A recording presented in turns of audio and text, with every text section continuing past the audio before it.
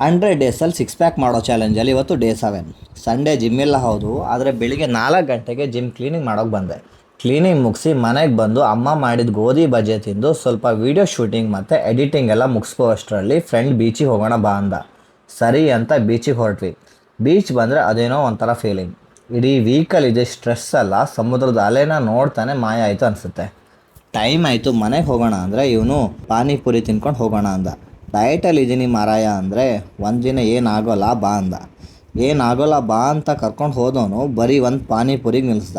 ಡಯಟಲ್ಲಿ ಇದ್ದೀನಿ ಅಂದ ನಾನು ಪಾನಿಪುರಿ ಜೊತೆ ಒಂದು ಮಸಾಲೆ ಪುರಿ ಸೇವ್ ಪುರಿ ಸೇರಿಸ್ಕೊಂಡು ತಿಂದೆ. ಇಷ್ಟಕ್ಕೆ ಮುಗಿಲಿಲ್ಲ ಇವಂದು. ಇನ್ನೂ ಅದೇನೋ ಫೇಮಸ್ ಮೆಂತೆ ದೋಸೆ ಅಂತೆ, ಅದನ್ನು ತಿನ್ನೋಕೆ ಕರ್ಕೊಂಡು ಹೋದ. ನಾನು ಫಸ್ಟ್ ಟೈಮ್ ಅವ್ನು ಮೊದಲೇ ತಿಂದಿದ್ದ. ಹೇಗಿದ್ರು ಇವತ್ತು ಚೀಟ್ ಮೀಲ್ ಆಗೋಗಿದೆ, ಇದು ಒಂದಾಗಲಿ ಅಂತ ನಾನು ಹೊರಟೆ. ಮೆಂತೆ ದೋಸೆ ಮೇಲೆ ಬೆಣ್ಣೆ ಹಾಕ್ಕೊಟ್ರು ಗಮ್ ಅಂತಿತ್ತು. ಟೇಸ್ಟ್ ಇನ್ನೂ ಸೂಪರ್. ಇವನು ಇವತ್ತು ಇದನ್ನು ತಿನ್ನಿಸಿ ತಪ್ಪು ಮಾಡಿಬಿಟ್ಟ. ನನಗೆ ಏನಾದರೂ ಇಷ್ಟ ಆದರೆ ಬೋರ್ ಆಗೋ ತನಕ ತಿನ್ನಬೇಕು. ಇನ್ನು ನೋಡ್ತಾ ಇರ್ತೀರ ಬಿಡಿ ಮೆಂತೆ ದೋಸೆನ. ಲೈಫಲ್ಲಿ ಡಿಸಿಪ್ಲಿನ್ ಬೇಕು, ಅದರ ಜೊತೆ ಸ್ವಲ್ಪ ಎಂಜಾಯ್ಮೆಂಟ್ ಕೂಡ ಬೇಕು. ಇದು ನನ್ನ ಪಾಲಿಸಿನಪ್ಪ. ಇವತ್ತಿಗಿಷ್ಟೇ, ನಾಳೆ ಸಿಕ್ಕೋಕ.